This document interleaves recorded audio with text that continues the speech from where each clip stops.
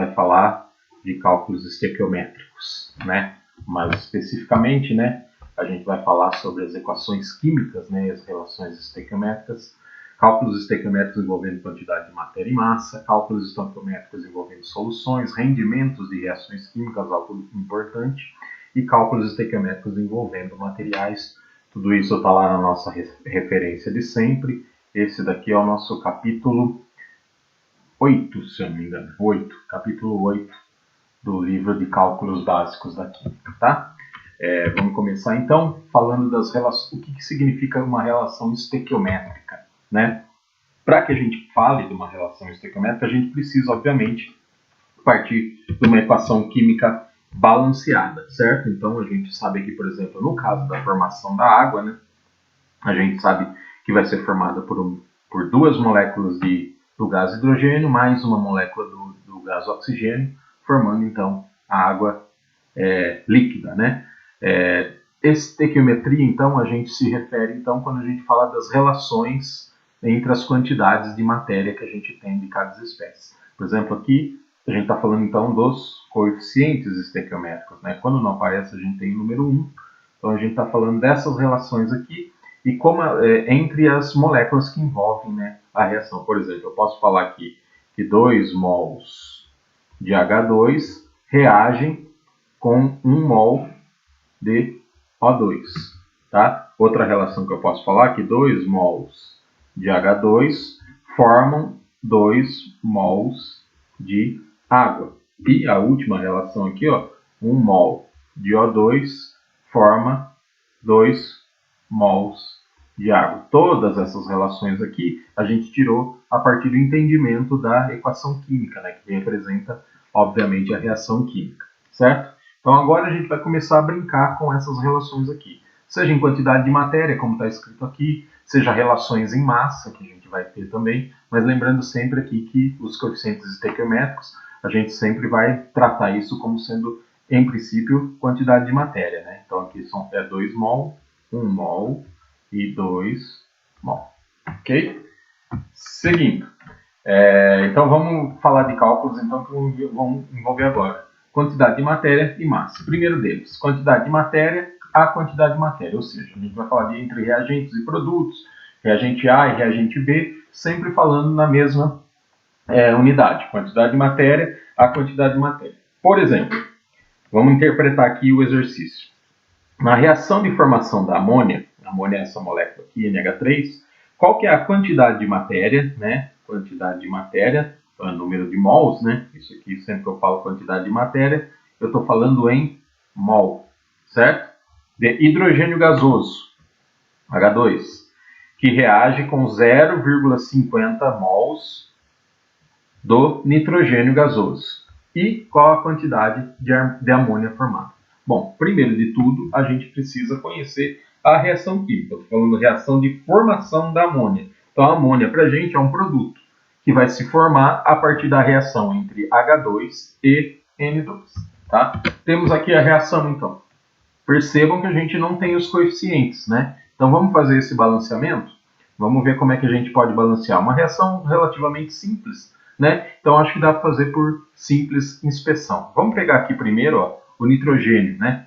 E ver aqui que eu tenho 2 átomos de nitrogênio do lado dos reagentes. Do lado dos produtos, por enquanto, para mim, só aparece 1, né? Já que eu não tenho coeficiente aqui, considero como sendo 1. Se eu tenho 2 desse lado e 1 desse lado, eu posso multiplicar esse lado aqui por 2 e vou ter, então, agora 2 átomos de nitrogênio igual ao lado de lá, tá? Como a reação só tem mais hidrogênio, né, presente aqui, eu vou olhar, então, e fazer as contas. Quantos átomos de hidrogênio eu fiquei no lado dos produtos? 2 vezes NH3, né? Cada molécula de amônia tem 3 hidrogênios. Então, eu tenho 2 moléculas de amônia, tenho 6 hidrogênios. E do lado de cá, eu tenho 2 hidrogênios, que representam a molécula do gás hidrogênio, né?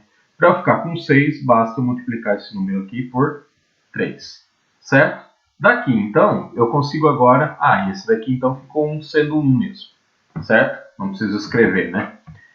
Vou pôr aqui só para a gente representar. Daqui, então, eu tiro as relações estequiométricas em quantidade de matéria, né, obviamente, para qualquer um dos produtos e reagentes quando a gente pensa em combinar. Então, o que eu estou falando aqui? Ó? Que eu tenho, se eu colocar 1 mol de reagente N2, então 1 mol de N2, eu preciso, para que a reação seja estequiométrica, né, de 3 mols de H2. E isso vai formar como produto 2 mols de NH3. Tá? Nem sempre eu vou ter a relação estequiométrica, isso a gente vai ver lá no final. Tá? Mas considerando que a gente está fazendo uma reação estequiometricamente correta, né, e qual que vai ser então a quantidade de matéria do hidrogênio gasoso, se eu tenho essa quantidade aqui, ó, quem que está sendo determinado para mim? Só o nitrogênio. Tá? O exercício está falando aqui para mim, ó, tem 0,50 mol de nitrogênio gasoso. Então vou colocar aqui embaixo, ó, do nitrogênio gasoso eu tenho 0,50 mol, certo? Dos outros é o que eu estou perguntando, certo? Se está perguntando é incógnita, né? Como é que normalmente a gente chama incógnita? A gente chama de x, a gente chama de y também, tá? Então é o valor de x e de y que eu preciso descobrir. Perceba aqui, ó, a gente estabeleceu uma regra de 3, tá? Então fica fácil, ó. Se 1 mol de N2 precisa de 3 mols de H2, né, para reagir completamente, se eu tiver só meio mol de N2, quantos mols de H2 eu vou precisar, tá? Então vamos fazer o cálculo aqui, ó, rapidinho, tá? Deixa eu colocar aqui do lado todas as relações estequiométricas que a gente precisa, né? Então eu tenho 1 mol de N2 para 3 mols de H2, 1 mol de N2 para 2 mols de NH3, 3 mols de H2 para 2 mols de NH3. De onde eu tirei isso? Daqui da reação balanceada, tá? Da equação química balanceada. Qual que vai ser o valor do X aqui para mim? X representa o número de mols de H2, nesse caso, tá? H2. Vai ser igual, né? 0,50 mol vezes 3, dividido por 1. Nosso X aqui, ó, que vai ser o número de mols de H2, vai ser igual a 1,5 mol de H2. Certo? Ou seja, estou respondendo já parcialmente aqui o exercício. Se eu tiver meio mol de N2, eu vou precisar ter, para que a reação seja completa, 1,5 mol de H2. Ok? Essa é a relação estequiométrica que a gente está estabelecendo a partir da equação química balanceada. Vamos fazer a mesma coisa agora para a gente calcular o valor do Y, né? Então a gente vai esquecer esse meio aqui e vamos relacionar N2 com NH3, certo? Vamos pegar aqui, ó, da nossa colinha. Como é que eu relaciono N2 com NH3? Está aqui, ó, essa do meio, tá? 1 mol de N2 é proporcional a 2 mols de NH3. Então eu vou pôr essa relação aqui. Vou montar aqui embaixo a regra de 3. 1 mol de N2 formam 2 mols de NH3. Certo? Vou usar o português correto aqui. 1 mol de N2 formam 2 mols de NH3. Mas eu não tenho 1 mol de N2, eu tenho 0,50 mol de N2. Tem que pôr quem é embaixo de quem é. Deixa eu fazer melhor aqui que ficou meio apertadinho, tá? Então eu não tenho 1 mol, eu tenho 0,50 mol de N2, ok? Quantos mols de NH3 eu vou formar? Tá moleza isso daqui, né? Y, que vai ser igual ao número de mols do NH3, vai ser igual 0,5 vezes 2 dividido por 1. Não vou nem fazer continha, né? 1 mol de NH3. Ok? Então, a partir de meio mol de N2, eu vou precisar, como reagente, 1,5 mols de H2. E, se a reação for completa dessa forma, eu vou ter formado, ao final da reação, 1 mol de NH3. Certo? Então, a partir da equação química balanceada, eu consegui tirar todas essas relações e eu posso fazer a partir da quantidade que eu tiver. Falando aqui exclusivamente de quantidade de matéria, tá? Então, se eu tenho tantos mols de um reagente, eu vou formar tantos mols do produto, ou eu vou precisar de tantos mols do reagente B para reagir quantitativamente, certo? A gente pode também fazer essa relação com massa, mas lembrando que a partir da reação química, a gente sempre tem que começar falando da quantidade de matéria, tá? Então, como é que a gente faz essa relação de quantidade de matéria e massa quando a gente está falando da estequiometria, certo? Então vamos falar aqui, para a reação de decomposição do clorato de potássio, quem que é esse cara, né? Esse cara aqui vai aparecer daqui a pouco lá na reação, mas é o KClO3. Quais são as massas de cloreto de potássio? Cloreto de potássio é o KCl. E oxigênio, quando a gente se refere assim, eu estou falando do gás oxigênio O2. Tá? Obtidas a partir dessa quantidade aqui, em quantidade de matéria de cloreto de potássio. Então perceba, eu estou perguntando quais são as massas que são obtidas a partir da quantidade de matéria. Como é que a gente faz essa relação? Primeiro, preciso da equação química balanceada, né? Sempre vou começar por aí, tá? Então vamos lá, vamos fixar o potássio. Tem um potássio aqui, tem um potássio ali, tá? Cloro, tem um cloro aqui, tem um cloro aqui. Oxigênio, tenho 3 aqui, tenho 2 aqui. A maneira mais fácil de eu fazer isso é multiplicar esse cara aqui por 3, tá? E multiplicar esse cara aqui por 2. Aí vamos contar o oxigênio de novo. 2 vezes 3, 6. 3 vezes 2, 6, está balanceado. Vamos contar agora potássio. 2 aqui, só tem um desse lado. Vou multiplicar por 2 aqui então, tá? Fiquei com 2. Cloro, 2 cloros desse lado, 2 cloros desse lado. Está balanceada a equação, certo? Então, a partir de agora eu sei que a decomposição do clorato de potássio vai ser então de 2 mols, a relação estequiométrica, né? 2 mols do KClO3 vão formar 2 mols do KCl e 3 mols do oxigênio, tá? Essa é as relações estequiométricas que eu consigo tirar a partir disso. Então, KClO3 para KCl é 2 para 2, KClO3 para O2 é 2 para 3 e KCl, que são os produtos aqui, KCl para O2 é 2 para 3. Certo? Aí a pergunta agora é, para a reação de decomposição, quais são as massas de cloreto de potássio e oxigênio, né? Então ele quer saber a massa, essa massa aqui, a massa de KCl e a massa do oxigênio, tá? A partir de uma certa quantidade de matéria aqui. Eu não posso partir da quantidade de matéria e já transformar em massa. Então, primeiro eu vou fazer uma relação em quantidade de matéria, certo? Então, eu vou colocar a informação que eu tenho embaixo aqui de quem importa. Então, eu tenho 0,0250 mol de clorato de potássio. Então, vou colocar aqui, 0,0250 mol do KClO3. Eu vou querer saber agora quanto de quantidade de matéria eu tenho desse cara e quanto eu tenho desse cara, certo? A partir dessa quantidade de matéria. As mesmas regrinhas de 3 que eu fiz anteriormente, certo? Só que eu quero transformar isso em massa depois, tá? Então vamos por parte. Vamos primeiro falar em quantidade de matéria, certo? Tem uma regrinha de 3 aqui, tá? Posso fazer por análise dimensional também, tá? Mas vou seguir aqui por regra de 3, que didaticamente fica mais fácil de vocês entenderem, tá? Vai ser então 0,0250 mols de KClO3, certo? Aqui, como é regra de 3, eu vou fazer mais simples. Vou usar só os números para ocupar menos espaço.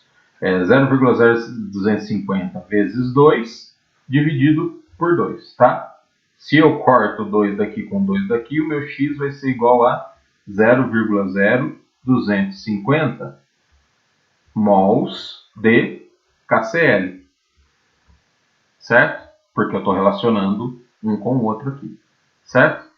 Bom, como é que eu faço para transformar? Vou fazer primeiro tudo para o KCl e depois a gente faz para o O2. Como é que eu faço para transformar mols de KCl em massa de KCl? Qual que é a grandeza? Vou fazer aqui, em cima de mim aqui, Qual que é a grandeza que relaciona massa com quantidade de matéria? Lembra que tinha uma constante de proporcionalidade aqui? Isso aqui era a nossa massa molar, certo? Então aqui, para transformar mol de KCl em massa de KCl, eu vou brincar com a massa molar. Bom, se eu quero ficar com massa, eu vou pôr aqui em cima, certo? A unidade de massa. E lá embaixo eu vou colocar a unidade de quantidade de matéria. Quanto que pesa 1 mol de KCl, tá? Eu não sei. Vai no Google. Eu já fiz uma anotação aqui, então eu não vou ficar mudando a tela para o Google, tá? Vou pegar a massa direto aqui do KCl, que é de 74,6 gramas. Quem precisar, vai lá no Google ou na tabela periódica, tá? Então eu sei que 1 mol de KCl Opa!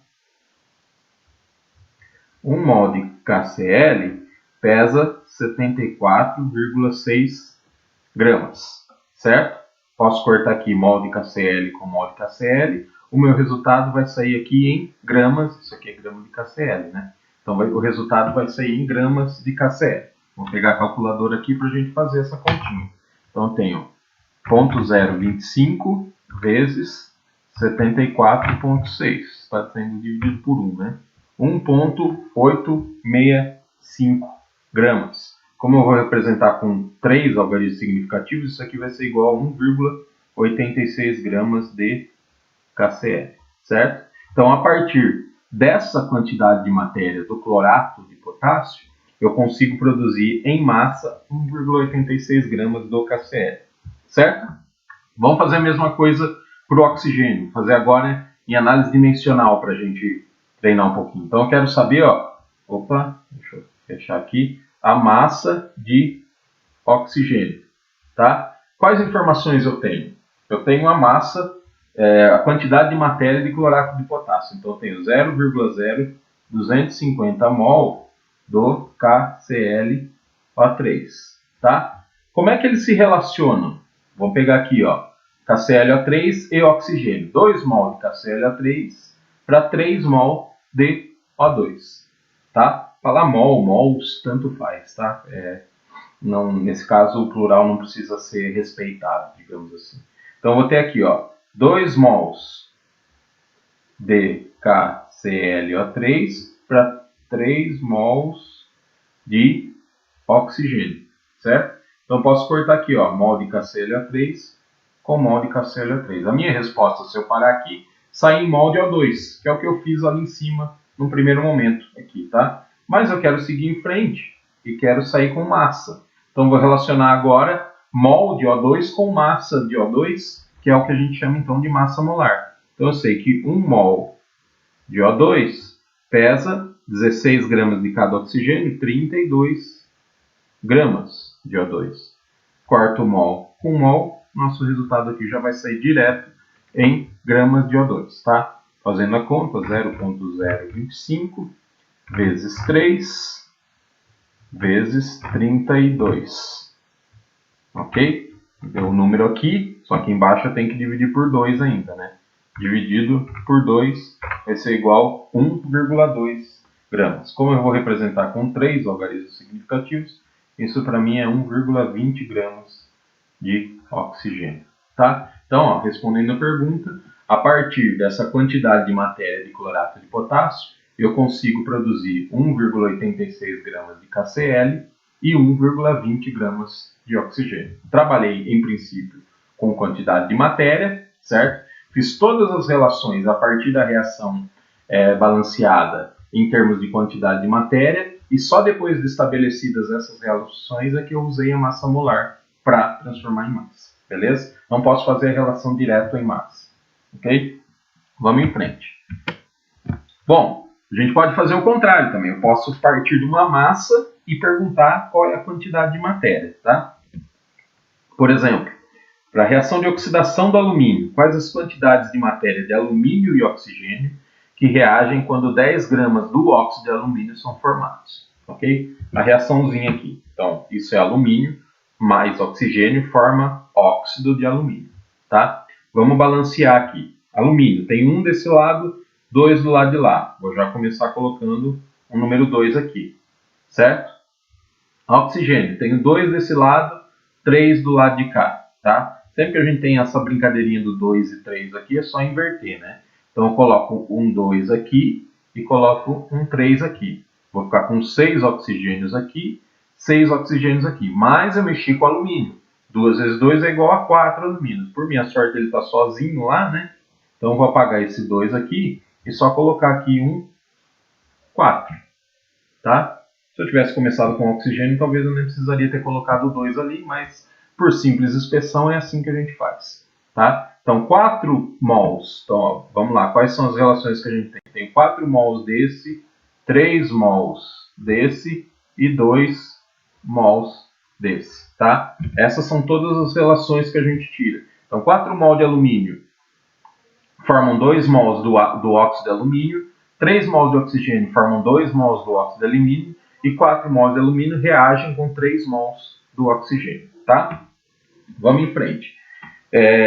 Que informações a gente tem aqui então? Ó? Eu vou partir de 10 gramas de óxido de alumínio, tá? Então eu tenho aqui, ó, 4 mol, 3 mol, 2 mols, e aí a informação que eu tenho 10 gramas desse cara aqui, certo? Opa, não está batendo as coisas aqui, né? Tem mol aqui em cima, que é a relação, a unidade que eu tenho que usar quando eu estou falando de uma reação química, e agora eu estou fornecendo massa, certo? Então, antes de qualquer coisa, é prudente que a gente transforme essa massa em quantidade de matéria, tá? A gente acabou de ver no slide anterior, sempre que a gente está falando de massa e quer transformar em quantidade de matéria, ou o contrário, a gente vai usar a massa molar. Então, vou fazer aqui rapidinho. Ó. Se eu tenho 10 gramas do óxido de alumínio, eu preciso transformar isso em quantidade de matéria, eu vou usar a massa molar, certo? Então, eu tenho 1 mol do óxido de alumínio aqui, ó, pesa, eu já tenho na minha anotação aqui, deixa eu ver, 102 gramas, ok? 102 gramas do Al2O3. Então, corto, ó, gramas de Al2O3 com gramas de Al2O3. Então, aqui, ó, eu já vou ter, em vez de deixar todos esses números aqui, ó, vou puxar uma setinha aqui e pôr o resultado em quantidade de matéria. Resolvendo aqui, eu tenho 10 dividido por 102, ok? 0,098, tá? O correto é eu expressar com 3 algarismos significativos, então dá 0,0980. Então, eu vou pôr aqui, ó, 0,0980 mols de Al2O3.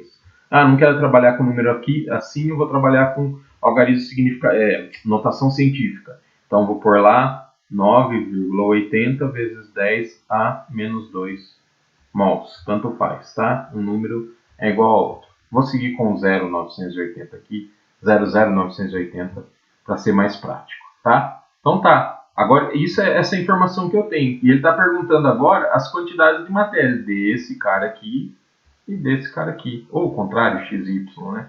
Tanto faz.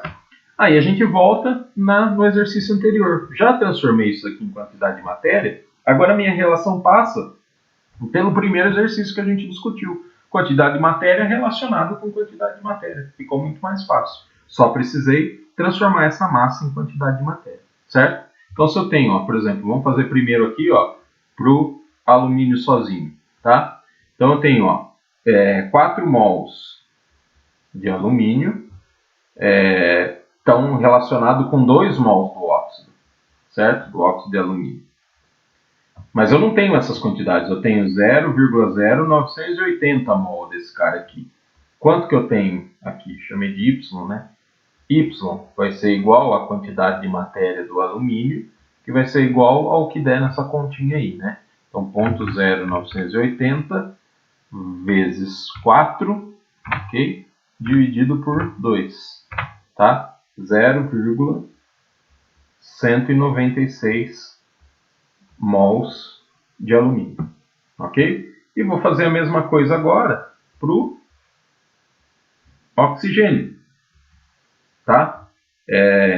Levando em consideração a mesma relação estequiométrica que eu tenho em cima. Então, tem 3 mols de O2 formam 2 mols do Al2O3. Se eu produzir lá, se eu formei 10 gramas que equivalem a 0,0980 mols desse cara, quanto que vale aqui mol de O2? Então, um X aqui para mim, né, vai ser igual ao número de mols de O2, que vai ser igual a, deixa eu ver aqui, 0,0980 vezes 3 dividido por 2. 0,147 mols de O2. Ok? É isso que perguntou, né? Para a reação de oxidação do alumínio, quais as quantidades de matéria de alumínio e oxigênio quando eu tenho 10 gramas de óxido de alumínio. Então, o que eu fiz? Transformei essa massa em quantidade de matéria, usei a relação estequiométrica fornecida pela reação balanceada para chegar nas quantidades de matéria dos reagentes. Beleza? Molezinha.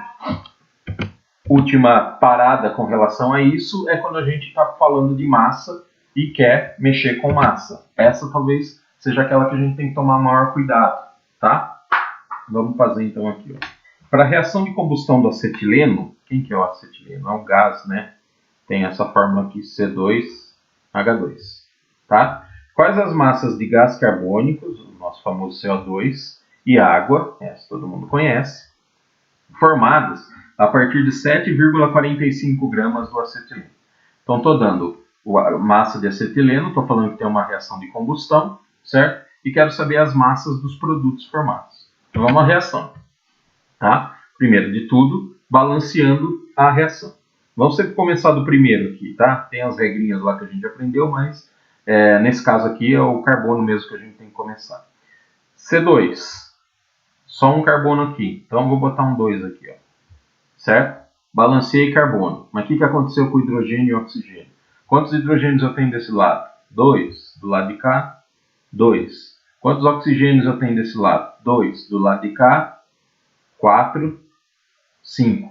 Complicou a coisa, né? Então esse 2 aqui, ó, não serviu muito pra gente, tá? Vamos começar balanceando então a coisa a partir do oxigênio, tá? Então quantos oxigênios eu tenho aqui? 2. Do lado de lá eu tenho 3. Ixi, complicou também, né? Não dá, ainda mais que eu tenho separado o oxigênio em duas moléculas. Vamos tentar pelo hidrogênio? Vamos tentar pelo hidrogênio, já está balanceado também. Complicou. Não dá para fazer por simples expressão? Dá, vamos chutar um número, tá? Vamos tentar balancear aqui. Vamos tentar colocar um 2 aqui, ó, tá? E ver quantos oxigênios a gente tem. 2 aqui, mais 2 ali, 4. Se eu colocar um 2 aqui, eu fico com 4 oxigênios também, certo? Fiquei agora com 4 hidrogênios, certo? Aí então eu vou para o lado de lá e vou colocar um 2 aqui, certo? Vou ficar com 4 carbonos. 4 carbonos, vou ter que colocar um cara aqui. Tá, vixe, complicou tudo de novo. Tá difícil, né? Mas simples expressão é assim.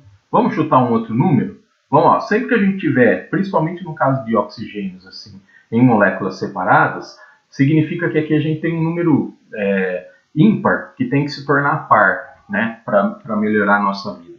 Vamos chutar aqui um número, ó. Vamos chutar 5 aqui para o oxigênio. Interessante sempre fazer isso para o oxigênio. Tenho 10 moléculas de oxigênio aqui agora, certo? E lembra que a gente podia balancear isso daqui, né? Como sendo 2 aqui, certo? Então eu falei, 2 mols de acetileno para 5 mols de oxigênio, tá? Vamos ver o que a gente tem como produto agora. 2 vezes 2 aqui são 4. Vou ter que colocar um 4 aqui. Acho que agora facilitou minha vida. Eu fiquei com 4 carbonos aqui. 4 hidrogênios, tenho só 2 hidrogênios do outro lado, vou pôr um 2 aqui, tá? Será que resolveu para mim? Vamos ver com o oxigênio. 10 oxigênio, 4 vezes 2, 8, mais 2, 10, certo?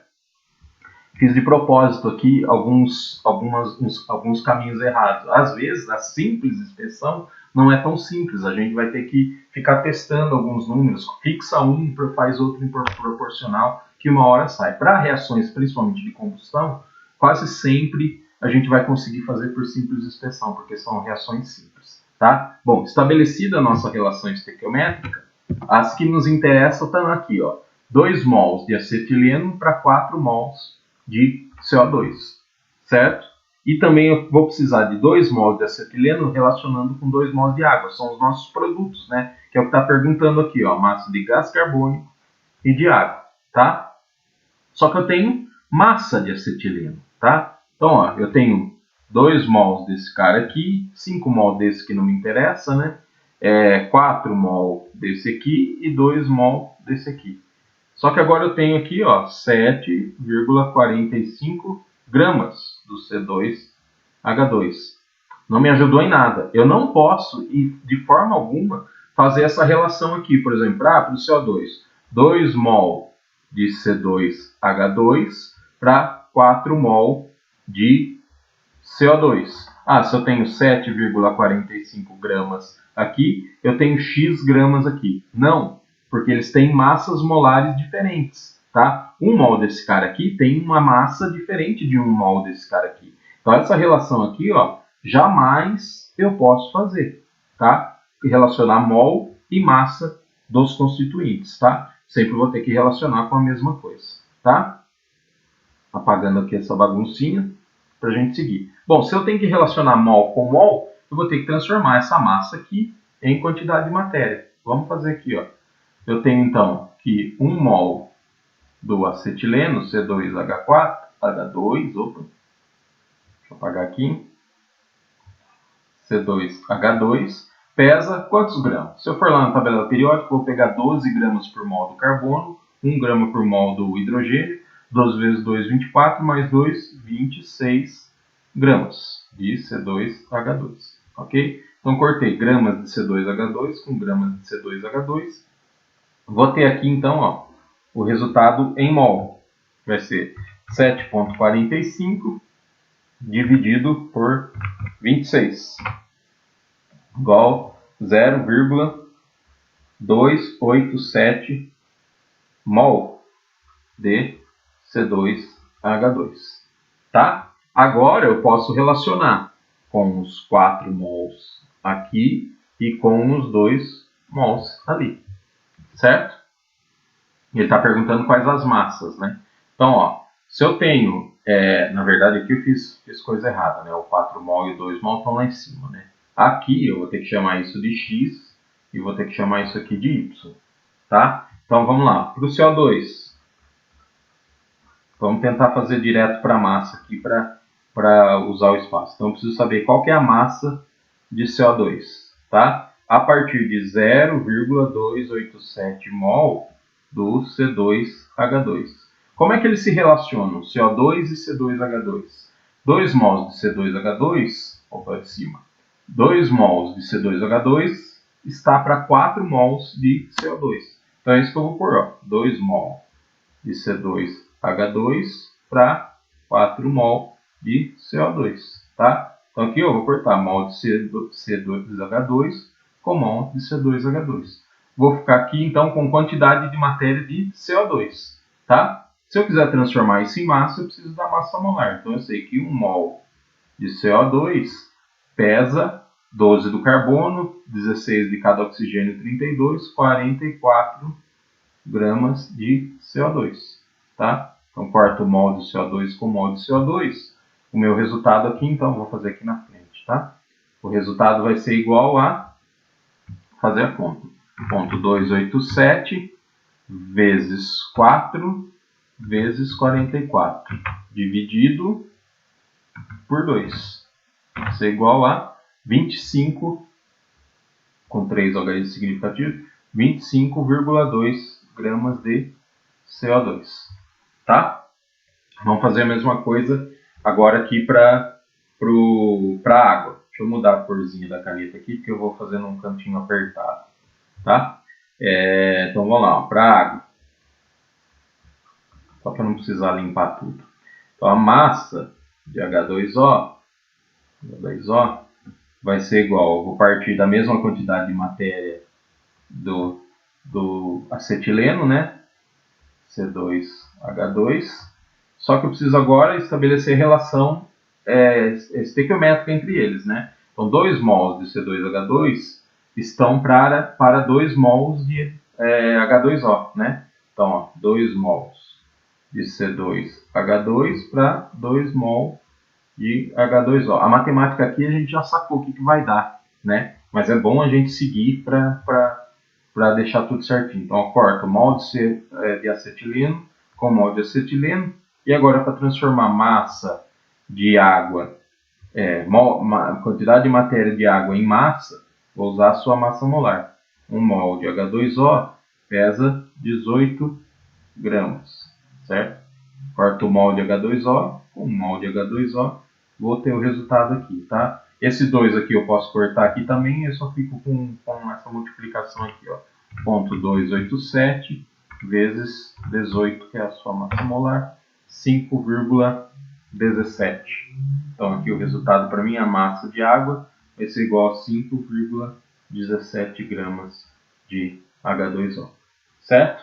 Chegamos então ao resultado para massa de cada um dos produtos a partir de uma certa quantidade do reagente já que a gente tinha no início. Tá? Então, 7,45 gramas de acetileno, quando queimados, né, uma reação de combustão, vão me fornecer 25,2 gramas de CO2 e 5,17 gramas de água. Beleza? Seguindo. Vou voltar para o azulzinho aqui da caneta só. Vamos lá. Agora a gente vai complicar um pouquinho. A gente estava falando só de relações entre quantidade de matéria e massa. Vamos incluir aqui, ó, falar um pouquinho também de relações que a gente contenha volume.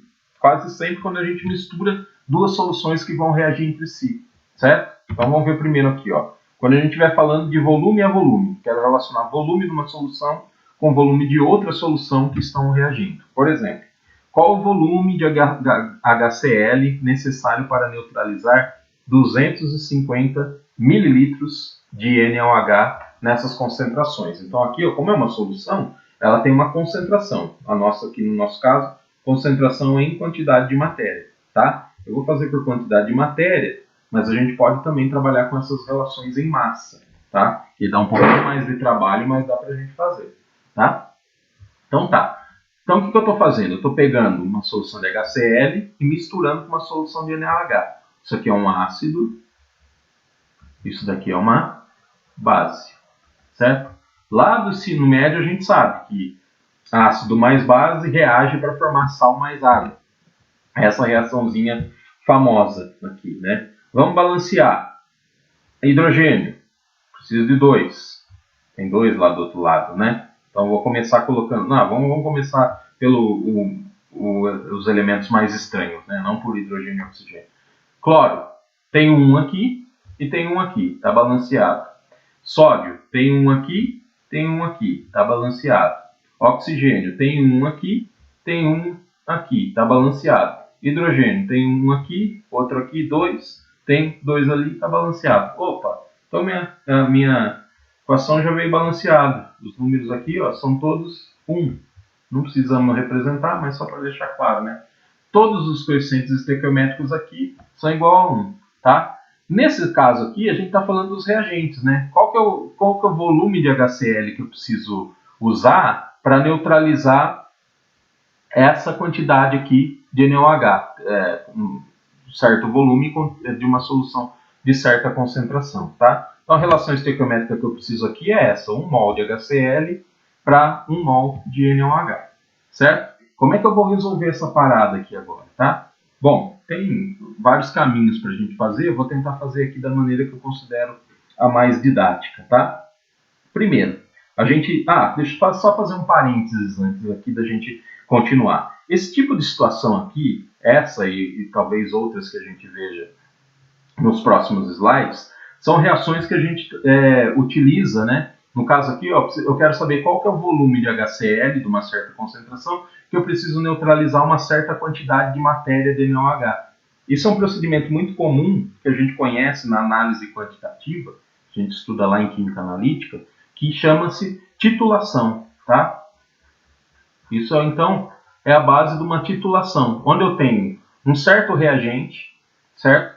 Que eu quero descobrir a concentração. Aqui já está tudo dado, que é o primeiro passo, mas normalmente a gente tem uma solução de algum componente que a gente quer descobrir a concentração. E eu faço isso a partir da adição de um volume de uma solução que eu já tenho a concentração conhecida, tá? A gente usa normalmente um sisteminha de bureta. Vocês vão ter que fazer experimental depois. Vão saber fazer isso na prática, na verdade, tá? Então a gente usa uma bureta, que é um instrumento para soluções, obviamente, líquidos, né? Tal, que a gente coloca aqui, ela é toda graduada em termos de volume, certo? E o LMR. Então aqui eu posso colocar, por exemplo, a solução de NaOH, que, por exemplo, eu não sei a concentração, e aqui colocar uma solução de HCl de concentração conhecida. Vamos supor que seja essa aí, 0,0125 mol por litro, certo? E eu vou adicionando HCl à solução aqui embaixo de NaOH, certo? E vou neutralizando o NaOH, tá? Normalmente a gente usa aqui um indicador, tá? Indicador visual. O que significa o quê? Que eu vou adicionando HCl para consumir todo esse NaOH. Quando não tiver mais NaOH aqui, a solução vai mudar de cor, certo?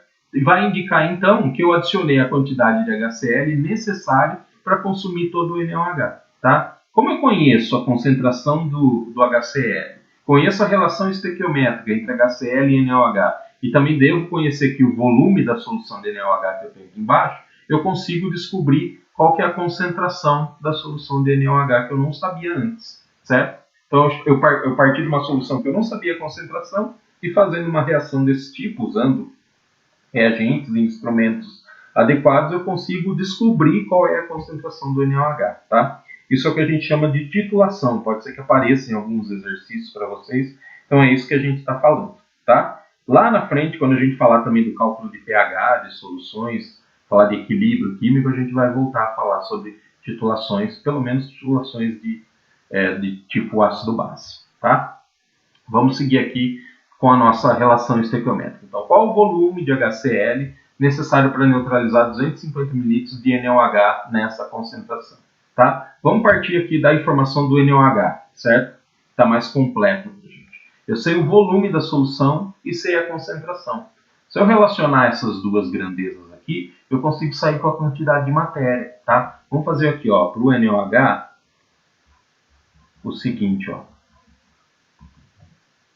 Eu sei, ó, vou fazer por regra de 3 para ficar bem didático. Eu sei que eu tenho 0,0375 mol de NaOH para 1 litro de solução.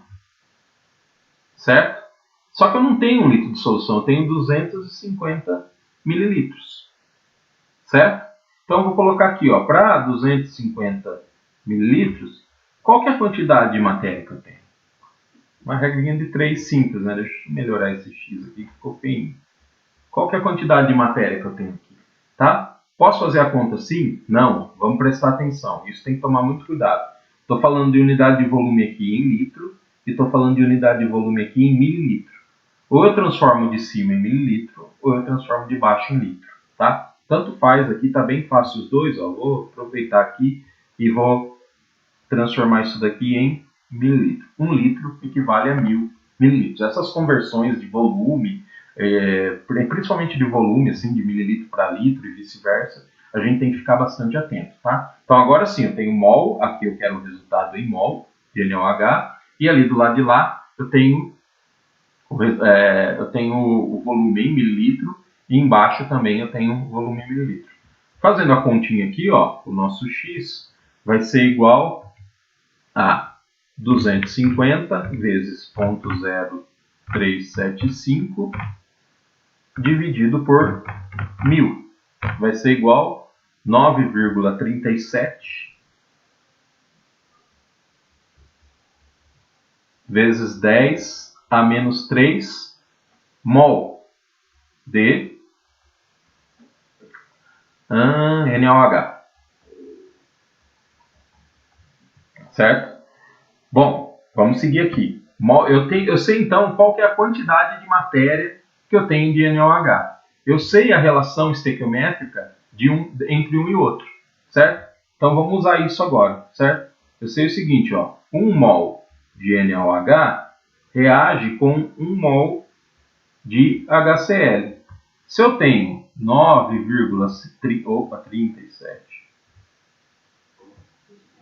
37 vezes 10 a menos 3 mol de NaOH aqui, quanto que eu vou ter desse cara aqui? Chamei de x de novo, mas tanto faz, certo? É o mesmo, né? Então, vou chamar de y aqui para a gente não se confundir.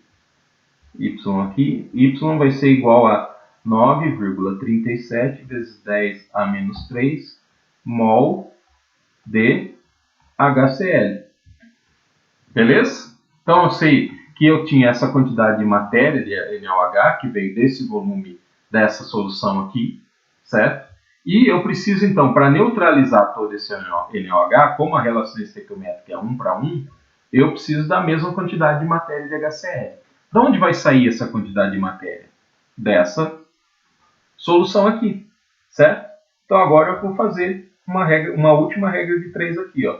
Para o HCl, né? Então, agora aqui, ó, para o HCl, eu sei o seguinte, que eu tenho 0,0125 mol, opa, ficou esquisito aqui,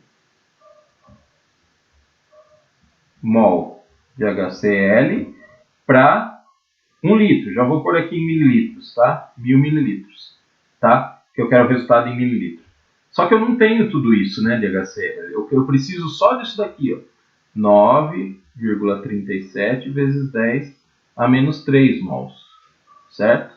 Qual que é o volume que eu vou ter aqui? Chamar de Z, tá? O Z aqui vai ser igual a 9,37 exponencial a menos 3 vezes 1000 igual a 9,37 dividido por 0,0125. Errei aqui, peraí, 125. Ok? 749,6 mililitros. Como eu quero representar isso aqui com 3 algarismos significativos, o volume de HCl vai ser igual a 750 mililitros. Beleza? Então, ó, recapitulando. Eu tinha um certo volume de uma solução de NaOH de concentração conhecida. A partir dessas informações aqui, eu tirei a quantidade de matéria de NaOH, certo? Usei só as informações que eu tenho aqui, volume da solução e concentração em quantidade de matéria, tá? Depois eu relacionei quantidade de matéria de NaOH com quantidade de matéria de HCl a partir da relação estequiométrica da reação, certo? Então eu sei que eu tenho que ter a mesma quantidade de matéria de HCl, já que a reação é 1 para 1, tá? A partir de então, eu relacionei isso com a solução de HCl que eu tenho para chegar no volume da solução que eu preciso adicionar para neutralizar toda a base que continha na solução anterior. Ok? Então, estou falando de volume de uma solução para o volume de uma outra solução, mas eu preciso conhecer a relação estequiométrica da reação envolvida. Sempre vou precisar desse tipo de informação. Beleza? Vamos em frente. Agora eu vou falar de quando a gente está relacionando volume à concentração. Esse é o caso mais típico de uma titulação. Tá? Qual o volume de uma solução que eu preciso adicionar para uma solução de concentração X? Tá? Vamos fazer esse exercício aqui então. Qual que é a concentração de uma solução de NaOH, da qual um volume de 50 ml é neutralizado por 17,5 ml de uma solução de H2SO4, ácido sulfúrico, 0,150 mol por litro. Tá, vamos interpretar então. Eu tenho 50 ml de uma solução de NaOH. Vamos tentar fazer um desenho aqui, tá? Depois vai aparecer a reação, depois eu apago o desenho também. Então eu tenho lá um becker, tá? E aqui eu tenho 50 ml de NaOH, certo? Aí eu fui lá e adicionei a essa solução 17,5 mililitros da solução de ácido sulfúrico, que eu conheço a concentração, que é 0,150 mol por litro, certo? O que eu estou perguntando agora? Qual que é a concentração do NaOH? Se eu conheço a concentração do ácido sulfúrico e o volume que eu adicionei, conheço o volume do NaOH e sei a relação estequiométrica entre os dois, eu sou capaz de responder isso, tá? Isso, propriamente dito, é o que a gente conhece como titulação, tá? E a gente pode usar isso justamente para descobrir concentração de soluções que são desconhecidas, beleza? Vamos limpar a tela aqui para a gente voltar a fazer os cálculos. Então tá, primeiro de tudo, sempre, se eu estou falando de uma reação química, eu preciso conhecer a sua equação balanceada, beleza? Então eu tenho ácido sulfúrico reagindo com NaOH para formar esses caras aqui, que nesse caso aqui para a gente não interessa muito. O que interessa são as relações entre os reagentes, tá? Então eu tenho aqui, ó, ácido sulfúrico, tá? Quantos hidrogênios eu tenho aqui? 2, certo? Mais um aqui, 3, certo? Do lado de lá, quanto eu tenho? 2. Não bateu muito, tá? Mas se eu colocar um 2 aqui, ó, fico com 4 hidrogênios aqui. E se eu colocar um 2 aqui, eu vou ficar com 2, 3, 4 hidrogênios, beleza? O resto eu acho que está balanceado. Eu tenho um SO4 aqui, tenho um SO4 aqui. Tenho 2 sódios aqui, tenho 2 sódios aqui, tenho 2 hidrogênios aqui, tenho 2 hidrogênios aqui, beleza? Equação química devidamente balanceada. Onde não tem nada é porque é 1, tá? Então agora eu tiro daqui a relação que me interessa, relação estequiométrica. 1 mol de ácido sulfúrico reage com 2 mols de NaOH. A relação é de 1 mol do ácido para 2 mols da base, tá? Então não é, ó, se atentem, agora não é mais uma reação 1 para 1, como era no caso do HCl com NaOH. É uma reação 1 para 2, tá? Vamos então estabelecer tudo que a gente conhece. Então, ó, eu sei que eu adicionei aqui, ó, 17,5 mililitros da solução de ácido sulfúrico que eu conheço a concentração.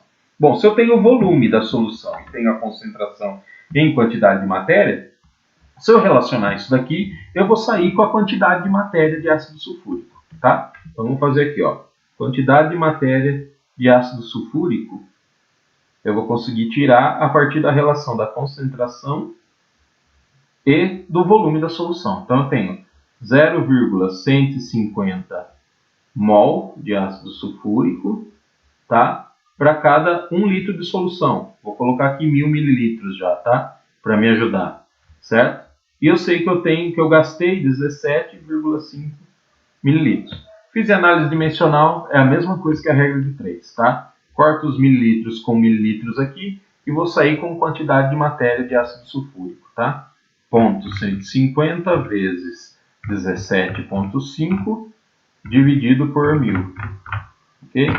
2,62 vezes 10 a menos 3 mols de quem? De ácido sulfúrico, tá? Não estou falando aqui, mas eu poderia representar isso aqui como 2,62 milimol, tá? Vou deixar de lado um pouquinho isso para não confundir a cabeça de vocês. Então tá, tenho quantidade de matéria de ácido sulfúrico, tá?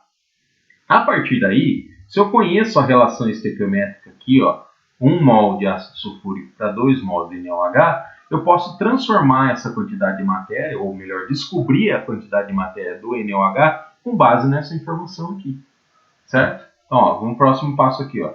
Quantidade de matéria de NaOH. Como é que eu sei? Eu vou partir da quantidade de matéria do ácido sulfúrico, tá? 2,62, 10 a menos 3 mol do ácido sulfúrico. E vou usar essa relação estequiométrica que eu tenho aqui, ó. 1 mol de ácido sulfúrico reage com 2 mols do NaOH, tá? Então aqui eu posso cortar agora mol de ácido sulfúrico com mol de ácido sulfúrico, eu vou sair com a quantidade de matéria de NaOH. Só multiplicar por 2 aquele valor ali, né? Opa, fiz coisa errada aqui. 2,62, 10 a menos 3 vezes 2, igual a 5,24. 5,24 vezes 10 a menos 3 mols de NaOH. Beleza? Tá, eu sei mol de NaOH e sei o volume da solução, certo?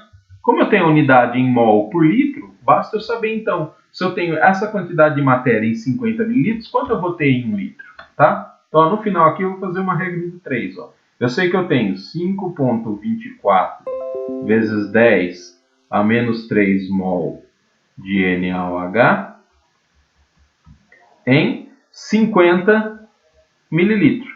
Mas a unidade de concentração são mols por litro. Então, em 1000 mililitros, que equivale a 1 litro, quantos mols eu tenho? Tá? Esse X aqui, para mim, já vai ser o resultado da concentração de NaOH, concentração em quantidade de matéria. Tá? Vamos calcular? 5,24 exponencial a menos 3 vezes 1000, ok?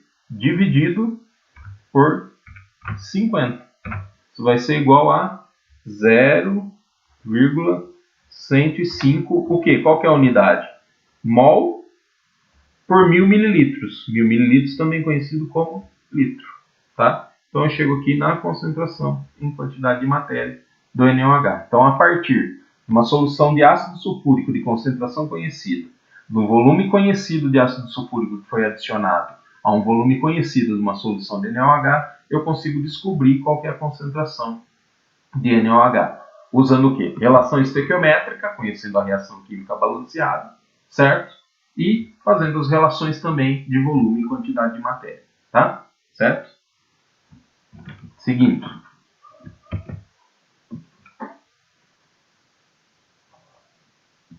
Bom, uma coisa muito importante que a gente tem que falar aqui são dos rendimentos das reações químicas. Tá? Nem sempre a gente consegue no laboratório reagir em quantidades estequiométricas. Então, se eu tenho, por exemplo, um mol de HCl que reage com um mol de NaOH, não é sempre que eu vou adicionar exatamente um mol de cada um dos reagentes para formar um mol dos produtos, ou seja lá qual for a quantidade dos produtos. Às vezes, eu vou partir de situações em que eu tenha alguém limitando a reação, certo? Quando isso acontece, é o que a gente chama de reagente limitante. Tá? Então a gente sempre precisa descobrir qual é o reagente limitante da reação, porque é ele que vai determinar o quanto de produto a gente vai formar, certo? Eu posso trabalhar com excesso de reagentes e, portanto, um dos reagentes é que vai limitar a reação e o produto formado consequentemente. Tá? Então vamos falar primeiro aqui do conceito de reagente limitante, falando em termos de quantidade de matéria. Tá? Então vamos lá. Qual é o reagente limitante quando 0,425 mol de HCl é colocado para reagir com 0,175 mol de carbonato de cálcio? Tá? Então eu estou reagindo HCl com carbonato de cálcio. Tá? A reação é essa. HCl reage com carbonato de cálcio para formar cloreto de cálcio, CO2 e água. Tá? Vamos balancear a equação aqui primeiro de tudo. Tá? Vamos partir do cálcio. Tem um cálcio aqui, tem um cálcio do outro lado. Certo? Vamos olhar para o cloreto agora. Um cloreto aqui, dois cloretos ali. Então vou pôr um 2 aqui, ó, para ficar 2 e 2. Ok? Olhando hidrogênio, dois hidrogênios aqui. Lá na frente eu tenho dois hidrogênios. Ok? Por fim, a gente olha para o oxigênio, tem 3 oxigênios aqui. Tenho 2 aqui, mais um ali, 3. Então está balanceada a equação. Tudo aqui onde não precisei mexer é o número 1. Certo? Está perguntando agora o seguinte, qual que é o reagente limitante quando eu tenho uma certa quantidade de HCl que reage com uma certa quantidade de carbonato de cálcio? O que eu sei?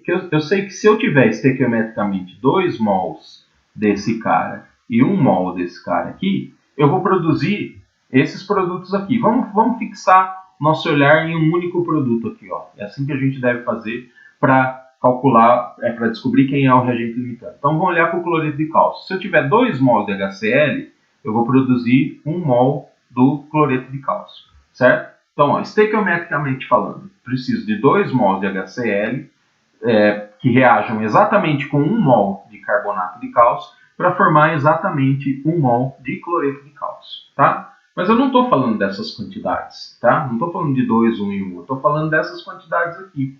E às vezes, uma delas pode ser alguém que limite a reação. Eu posso ter menos de 1, em vez de eu ter uma proporção 2 para 1 aqui, essa proporção pode ser diferente. Tá? Como é que eu sei quem que vai limitar a reação? Vou fazer o seguinte, eu vou relacionar um dos reagentes com esse produto que eu escolhi olhar para ele aqui. Poderia ser qualquer um dos outros, tá? Mas eu escolhi olhar aqui para o cloreto de cálcio. Certo? Então, vou pegar uma primeira relação aqui. Ó.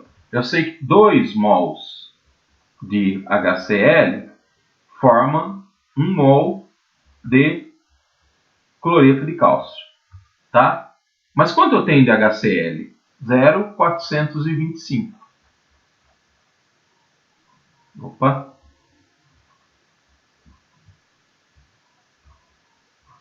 Quanto que eu vou formar? Se eu tiver, então, ao invés de 2 mols, tiver 0,425 mols aqui, quanto que eu vou formar desse cara, tá? Esse X aqui para mim, ó, vai ser igual a 0,425 dividido por 2. Nem precisava da calculadora.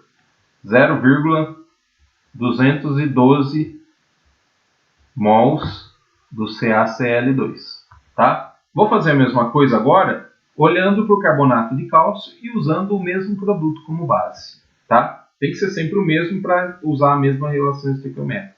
Esse eu não preciso nem fazer conta, né? 1 mol do carbonato de cálcio reage para formar 1 mol do cloreto de cálcio. Se eu tiver 0,175 mol desse cara aqui, eu vou formar consequentemente a mesma coisa aqui, né? Eu vou formar 0,175 mol do CaCl2, certo? Então a minha incógnita aqui, que seria o Y, vai ser igual a 0,175 mol do CaCl2, tá? Agora eu vou olhar para essas informações aqui, tá?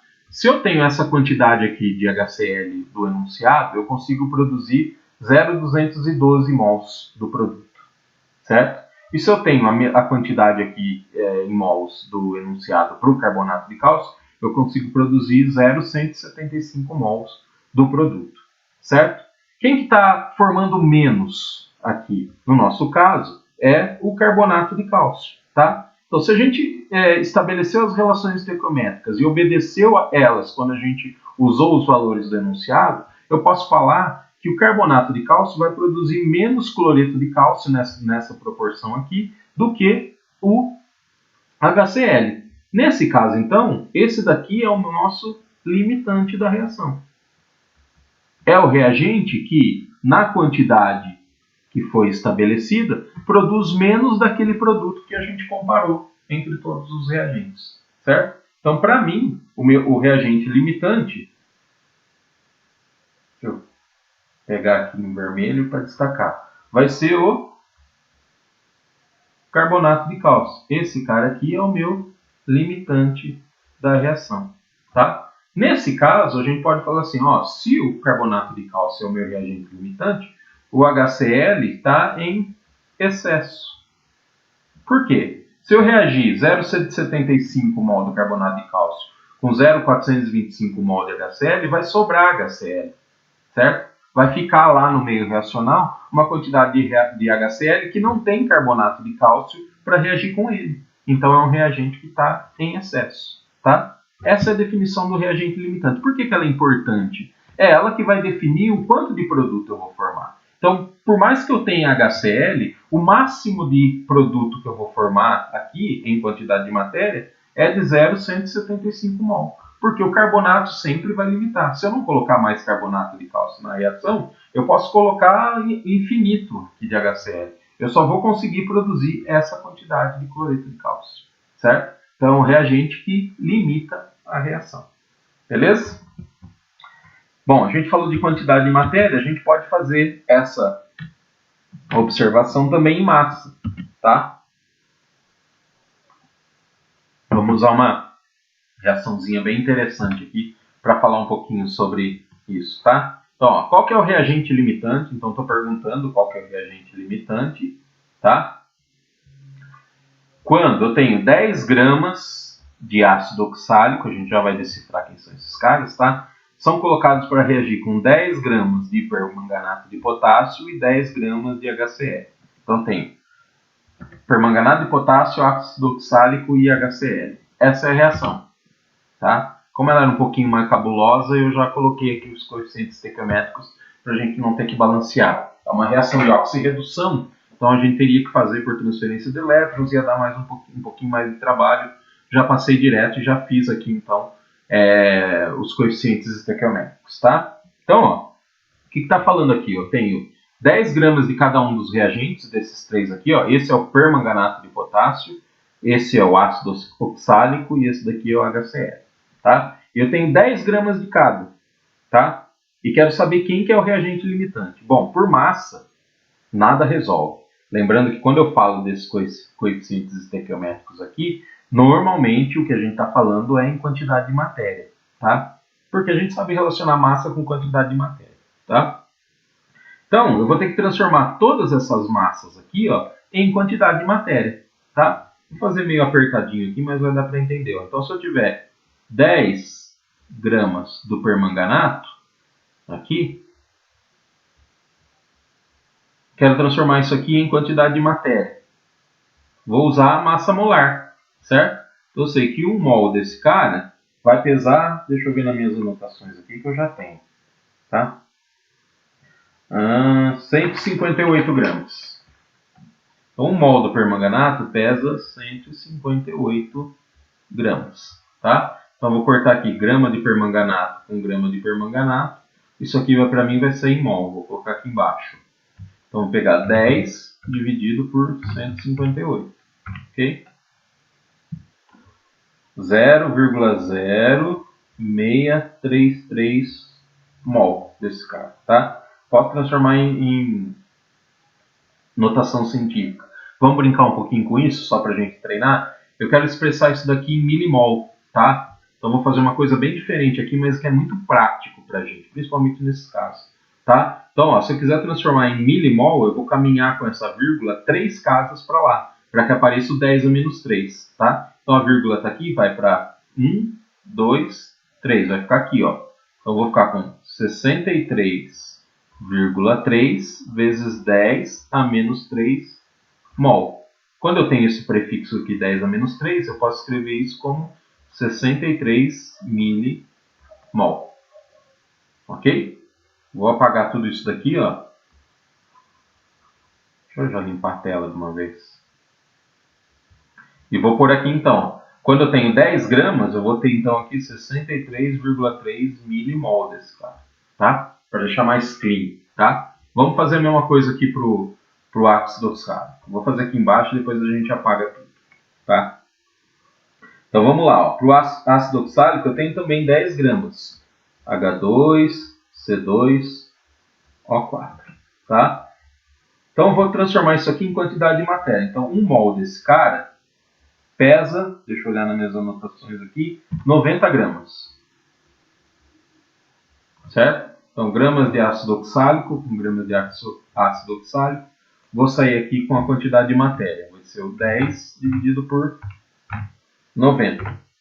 0,111. Se vocês fizerem na calculadora, vai dar 1 infinito. Tá? Vamos transformar isso aqui, 0,111 mol. Certo? Vamos transformar isso daí em milimol. Certo? Então vou caminhar com a vírgula 3 vezes para lá. Vai ficar 1, 2, 3. Vai ficar assim, então, ó. 111 vezes 10 a menos 3 mol. Ou 111 milimol. Ok? Fica muito mais interessante para a gente, né? Então, eu vou apagar essa setinha aqui e vou colocar, ó. Aqui eu tenho, então, ó, em 10 gramas, 111 milimol. Fica mais fácil da gente trabalhar depois, tá? Deixa eu apagar essa bagunça toda aqui para a gente seguir. Vamos fazer a mesma coisa agora para o HCl, tá? Eu vou pegar para o HCl lá agora e vou pegar 10 gramas de HCl, certo? E transformar isso em quantidade de matéria. 1 mol do HCl pesa 36,5 gramas, tá? Se eu corto isso com isso, eu vou sair aqui com quantidade de matéria. Vou ter então 10 dividido por 36,5, que vai dar 0,274. 0,274 mol de HCl, tá? Seguindo a mesma regrinha lá, vamos transformar em milimol. 1, 2, 3 casas para lá, vou ficar com 274 vezes 10 a menos 3 mol, que isso equivale a 274 milimol, certo? Vou colocar aqui, ó, 274 milimol, beleza? Não precisa fazer isso, nesse caso, não precisa fazer isso, estou fazendo só para a gente usar o que a gente aprendeu lá no começo, tá?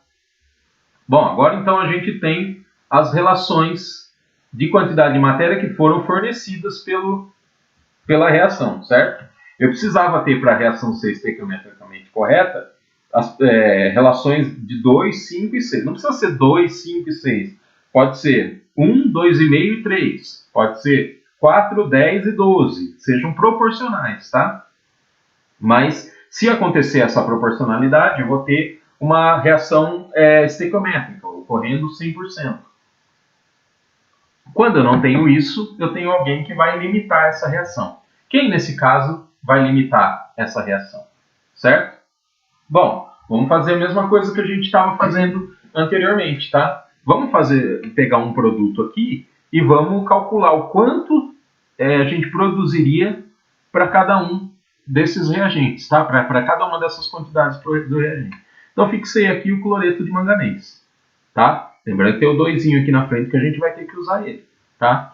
Então, eu sei, ó, que, por exemplo, para o permanganato. Então, vou fazer primeiro aqui para o permanganato, tá? Para o permanganato de potássio. Tá? Eu sei que eu tenho uma relação de 2 mols de permanganato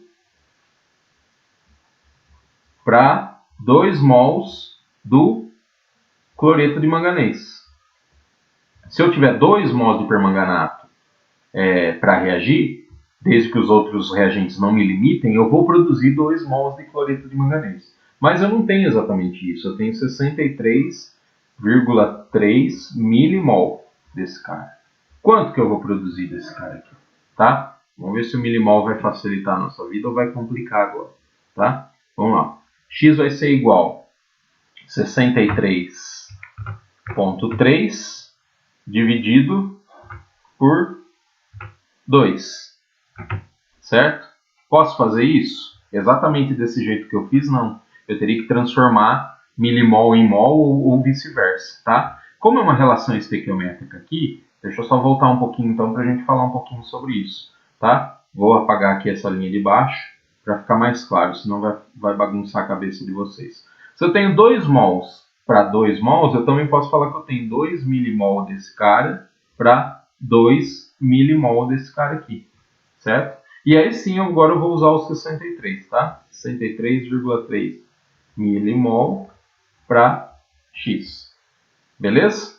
Então agora eu posso fazer o cálculo direto na calculadora. Senão eu ia ter que cortar o mol com mol, ia sobrar o milho e ia ficar um pouquinho complicado.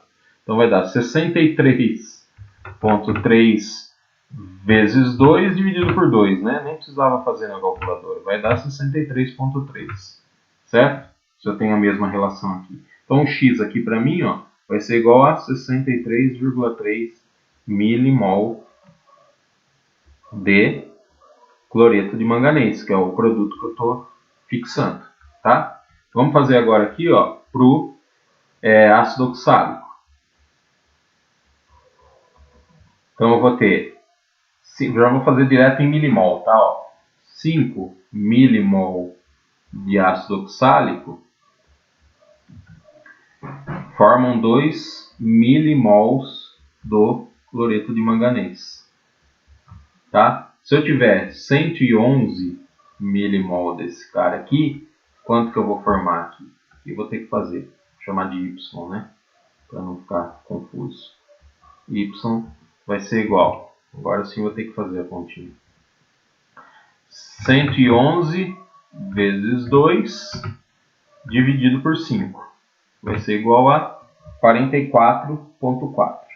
44,4 milimol do cloreto de manganês também, né? Que é o produto que a gente está trabalhando. Beleza?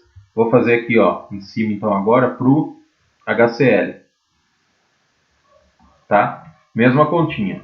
Se eu tenho 6 milimol de HCl, eu consigo produzir 2 milimol do MnCl2. Tá? Se eu tiver então a quantidade de HCl que eu tenho aqui de 274, quanto que eu vou produzir? Então meu Z aqui vai ser igual a 274 vezes 2 dividido por 6, que vai ser igual a 91,3 mols do cloreto de manganês. Certo? Então agora eu vou comparar. Vou mudar a corzinha da caneta aqui para chamar a atenção de vocês. Vou comparar aqui, o meu X, quanto que eu consegui produzir de cloreto de manganês a partir do permanganato? 63,3. Quanto que eu consegui produzir a partir do ácido oxálico? 44,4. E quanto que eu consegui produzir a partir do ácido clorídrico? 91,3. Certo? Qual que foi o que eu menos produzi? Então, a partir das relações de todos eles, qual que foi o que eu produzi menos do produto? Foi esse cara aqui, certo? Então, no nosso caso, nosso reagente limitante vai ser o ácido oxálico, tá? Então, esse aqui é o meu limitante da reação, tá? Não importa a quantidade que eu tenha de permanganato ou HCl, Nesse caso aqui, com relação a essas proporções aqui, o nosso limitante é o ácido oxálico, tá? Então eu vou produzir, com essas quantidades aqui, eu vou produzir essa quantidade aqui de cloreto de manganês e com certeza eu vou ter um excesso, né? Vou ter um excesso desse cara e vou ter um excesso desse cara aqui também no meio, tá? Quem vai me limitar a reação é o ácido oxálico. Vamos em frente. Bom, quando a gente fala de rendimento das reações químicas, né, a gente tem condições de prever, isso que a gente acabou de fazer, é uma previsão com base no reagente limitante de quanto a gente vai ter de um produto formado, certo? Isso normalmente é o que a gente conhece como rendimento teórico, tá? Então, vou reagir A com B e vou produzir X mols de C, ou X gramas de C, que é o meu produto, tá? Mas no laboratório, nem sempre isso acontece. Às vezes acontece alguma coisa no meio reacional que faz com que o teórico não seja obedecido. Então a gente tem um rendimento que a gente chama de rendimento real, que quase sempre é menor do que o rendimento teórico. Tem que ser no máximo igual, né, para ser percentualmente igual a 100%. E a gente expressa normalmente isso sobre rendimento percentual, tá? Então agora a gente vai discutir essas três relações. O que é rendimento teórico, o que é rendimento real e como é que a gente calcula o rendimento percentual a partir dos outros dois, tá? Então vamos lá. Qual que é o rendimento teórico em acetato de etila quando 30 gramas de ácido acético são colocados para reagir com excesso de etanol, tá? Já vai aparecer a reação aqui, mas antes vamos chamar atenção, tá? Eu quero produzir acetato de etila. Tá? Então esse é o meu produto. Ok? E eles vão reagir. Quem vai reagir? Ácido acético e etanol. E eu já estou falando aqui, ó, que o etanol está em excesso. O que significa dizer que o etanol está em excesso? Eu estou dizendo então, ó, que o ácido acético é o meu limitante. Ok? Então a quantidade de acetato de etila formado depende de quanto eu tenho de ácido acético. E quanto eu tenho? 30 gramas, certo? Então eu quero saber, se eu colocar 30 gramas de ácido acético para reagir com um etanol em excesso, então o etanol não vai ser meu problema, quanto que eu vou produzir de acetato de etila? Teoricamente, quanto que eu vou produzir? Tá? Então como é que eu faço isso? Primeiro de tudo, eu preciso conhecer a reação química. Então está aqui a reação química, já está balanceada, tá? Nesse caso aqui é tudo 1 mesmo, a relação estequiométrica é 1 para 1. Vamos só identificar, porque eu coloquei as moléculas são todas orgânicas aqui, vamos identificar. Esse daqui é um ácido, né? Ele tem o grupo carboxílico aqui, C dupla OH. Então esse daqui é o ácido acético. Tá? Esse daqui, ó, tem um grupamento aqui, uma função álcool, né? Então é o nosso etanol. Tá? Isso daqui é um éster, mas por exclusão, como esse daqui é água, esse daqui vai ser o nosso acetato de etilo.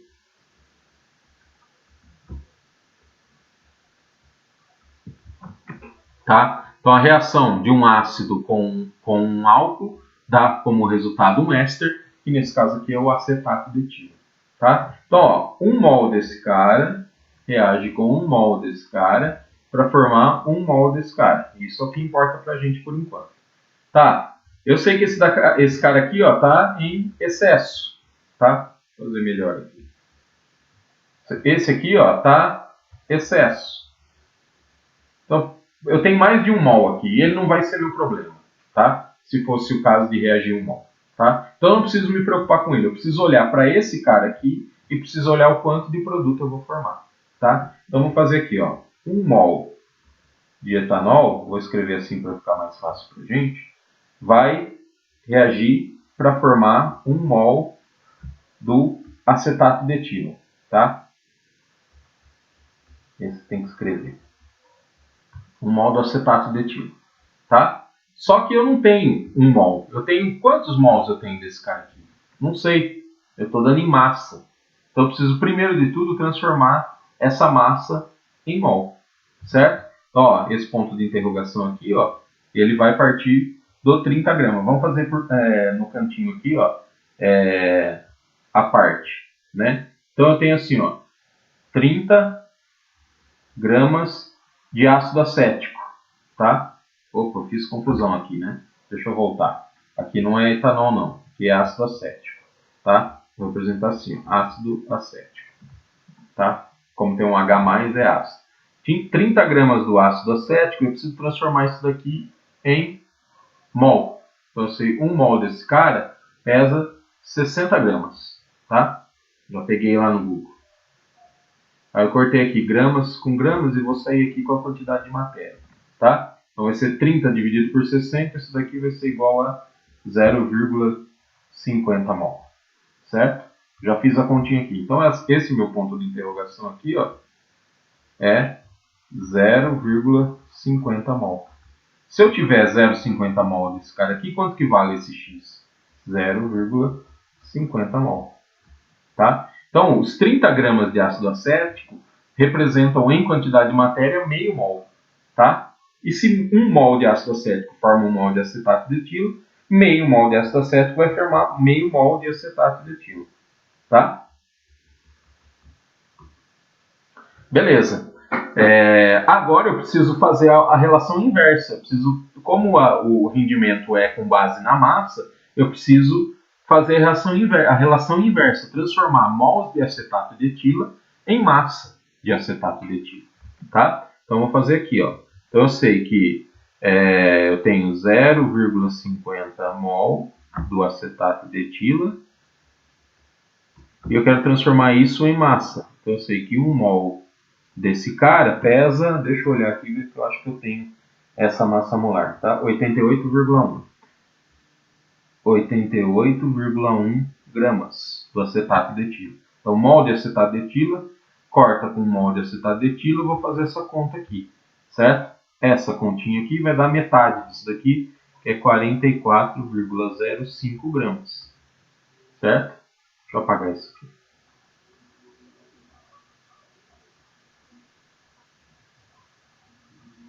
44,05 gramas de acetato de etila. Isso daqui significa, então, ó, que quando eu reagir 30 gramas de ácido acético, estequiometricamente falando, né, eu formei 44,05 gramas. Considerando que o etanol tem excesso, isso é o máximo que eu posso formar de produto de acetato de etila, tá? Isso aqui, ó, é o que a gente chama de rendimento teórico. Então, quando eu estou preparando a reação, vou partir de 30 gramas de ácido acético em excesso de etanol. Eu espero que ao final da reação eu tenha 44 gramas, né, do acetato de etila, 44,05 gramas. Isso corresponde ao rendimento teórico, né? Como se tudo desse certo na reação, que todo o ácido acético fosse transformado em acetato de etila a partir da sua reação com etanol. Mas na prática, isso quase nunca acontece, né?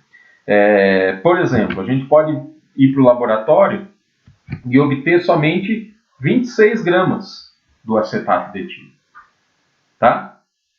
Ao invés de ter obtido os 44 gramas que a gente esperava aqui, a gente fez lá toda a reação, secou o produto, tudo purificou e chegou em 26 gramas. Secou não, porque aqui é líquido, né? Purificou.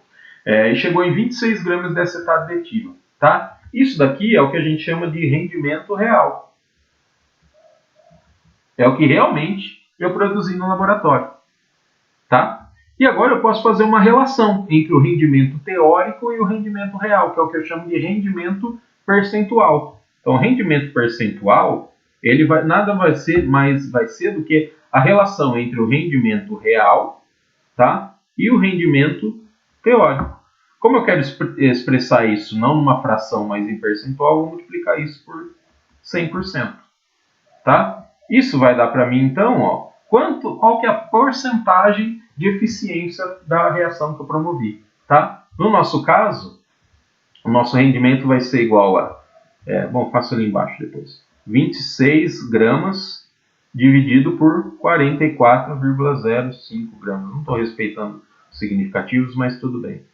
Vezes 100%, tá? Então, o nosso rendimento percentual, ele vai ser igual a 26 dividido por 44 vezes 100.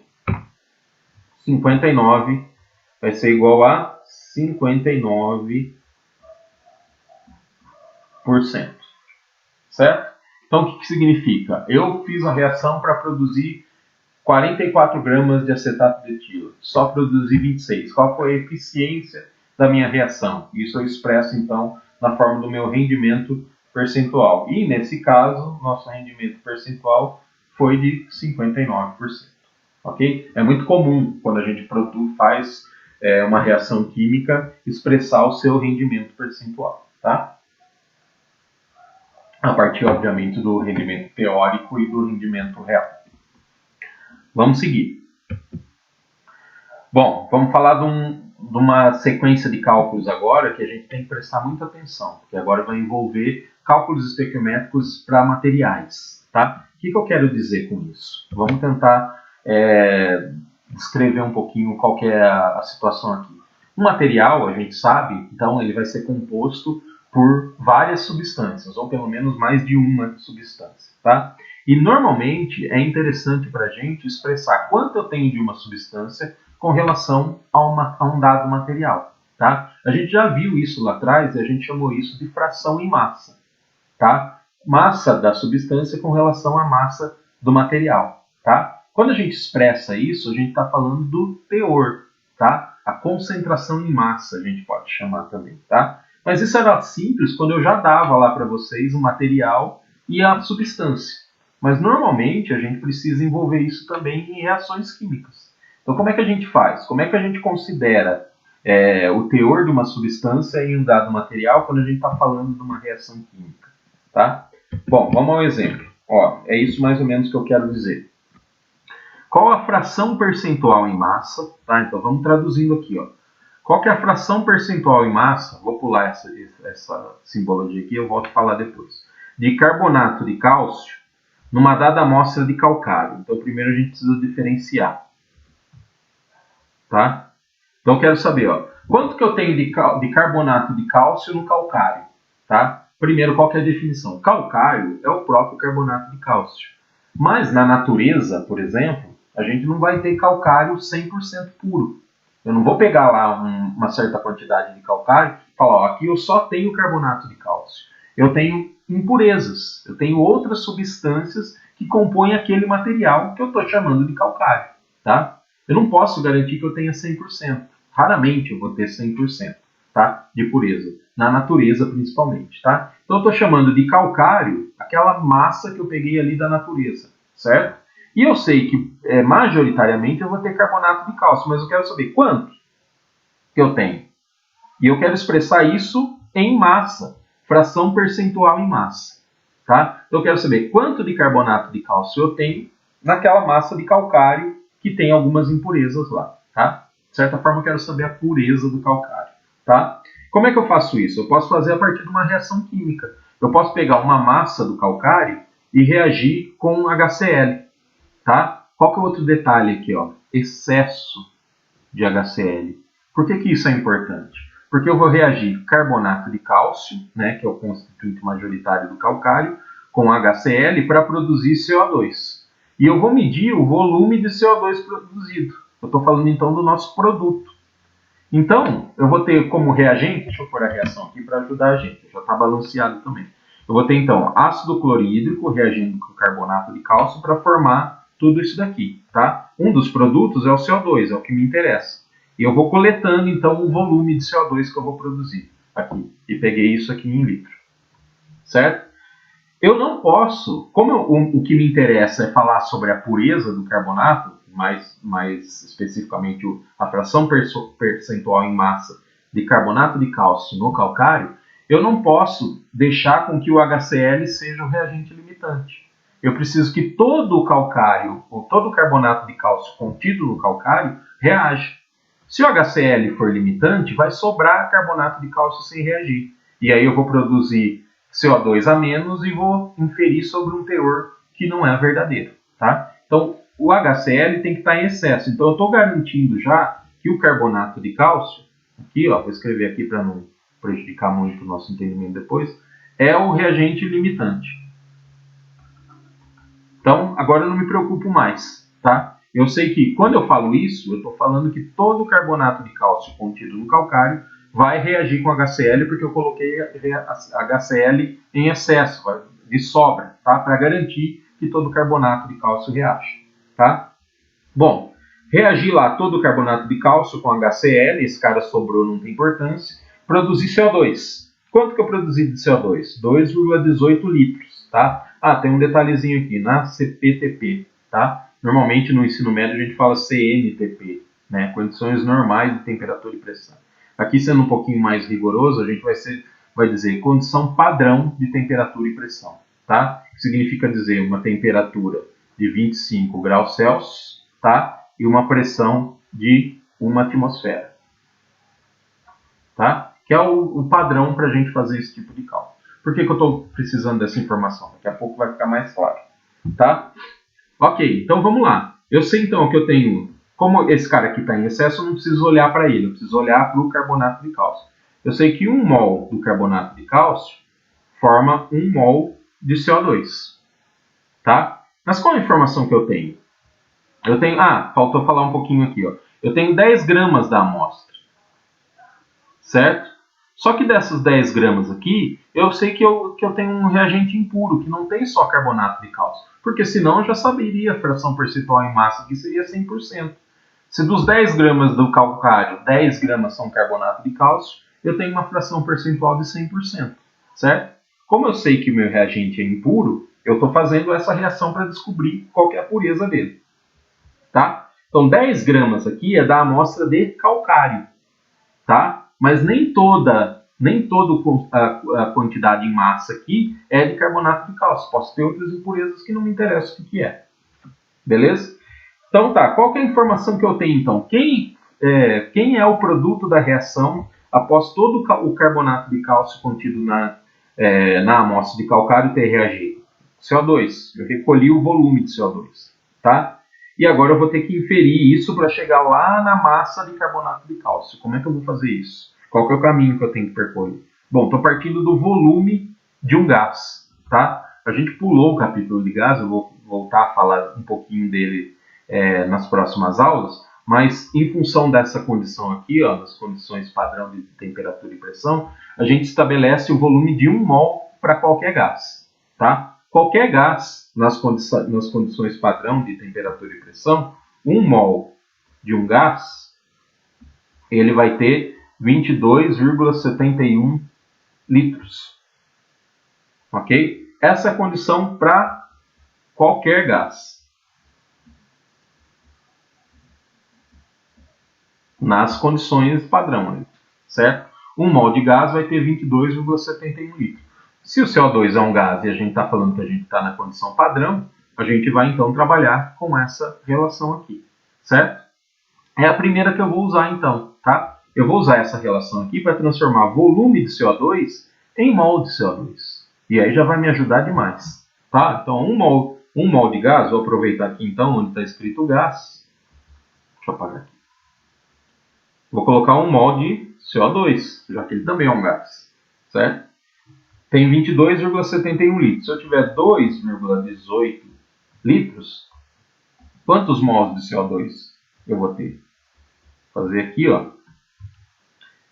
Vai ser igual a 2,18 dividido por 22,71. Ok? 0,0, deixa eu copiar aqui, 0,0, fazer com 3 significativos, 9,599,960. 960 mol. Vou deixar assim, podia brincar lá com os milimols, mas vou deixar assim, tá? Mol de CO2. Beleza? Agora eu posso fazer a relação em quantidade de matéria com carbonato de cálcio. Na verdade está ficando moleza para mim agora aqui, né? 1 mol do carbonato de cálcio forma 1 mol do CO2. Mas eu só tenho 0, opa, é do outro lado. Apago aqui. 0,0960 mol desse cara aqui. Quanto que eu vou formar desse cara aqui? Se é 1 para 1, eu vou formar a mesma coisa, né? Então aqui, ó, mudando a cor da caneta aqui para ficar bonitinho, eu vou ter também 0,0960 mol, certo? De carbonato de cálcio. Tá me ajudando já. tá? Agora, eu vou precisar transformar essa quantidade de matéria em massa. Por quê? Porque para eu fazer a fração percentual em massa, eu preciso ter massa da substância por massa do material, que é esse cara aqui, certo? Depois eu vou falar em percentual, tá? Então agora eu vou pegar essa quantidade de matéria aqui e vou transformar em massa, beleza? Então eu vou seguir com o verdinho aqui, ó. Eu tenho 0,0960 mol de carbonato de cálcio, tá? Para transformar isso em massa, eu preciso da massa molar, certo? Então, eu vou colocar aqui, ó, 1 mol do carbonato de cálcio pesa quantos gramas? Vou lá no Google e vou procurar, mas se eu não souber, né? Se eu quiser, ó, esse é fácil. 3 vezes 16 de cada oxigênio são 48, com mais 12 do carbono são 60, com mais 40 do cálcio dá 100, tá? Então, 40,1 na verdade. Então, 100,1 gramas de carbonato de cálcio, tá? Quem não souber de cabeça, obviamente, pode ir lá no Google ou na tabela periódica. Cortei aqui mol de CaCO3 com mol de CaCO3 e vou escrever aqui, então, agora, qual que é a massa de carbonato de cálcio que eu tinha lá no começo, certo? 0,960 vezes 100,1, ok? 9,61. Então aqui eu tenho 9,61 gramas de carbonato de cálcio. Tá? O que significa então? Quando eu reagir 10 gramas do calcário, eu produzi 2,18 litros de CO2, que em mol significa 0,0960, certo? Transformei isso em mol de CaCO2 e transformei isso em massa de CaCO2. Então agora eu posso falar o seguinte, daqueles 10 gramas do calcário, só 9,61 gramas é realmente carbonato de cálcio. Tem uma parte dele aqui, aproximadamente 0,4 gramas, são alguma outra coisa que eu não sei o que é. E nesse momento não me interessa. Tá? Então eu não tenho material 100% de carbonato de cálcio. Qual que é a porcentagem que eu tenho de carbonato de cálcio? Isso é fácil de fazer, né? A gente vai relacionar a massa de carbonato de cálcio com a massa do material, tá? Com a massa do material para a gente poder fazer esse cálculo.